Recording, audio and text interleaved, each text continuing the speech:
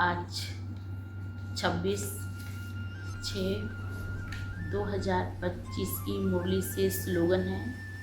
बाबा ने कहा याद और सेवा का डबल लाख बैलेंस है।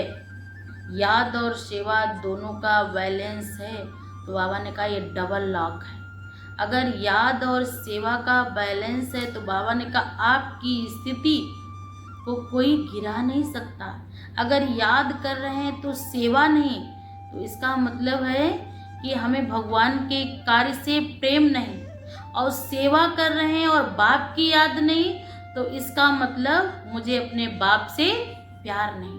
अगर याद और सेवा दोनों हैं तो इसका मतलब हम दोनों कार्य का बैलेंस है कि भगवान के घर के भी कार्य की मुझे होना है, ख्याल है, और अपने बाप की भी मुझे चिंता है कि उस बाप को हम याद करेंगे तो मुझ आत्मा के जन्म जन्मांतर के पाप कर्मों का जो सर पर बोझ है वो उतरता जाएगा।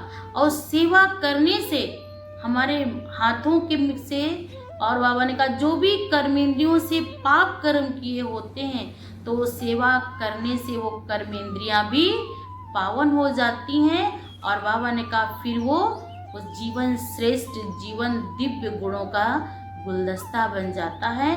तो उस गुलदस्ते को देखकर सबके अंदर एक क्या थी जिज्ञासा आती, क्यों ना हम भी ऐसा करें। अच्छा, ओम शांति।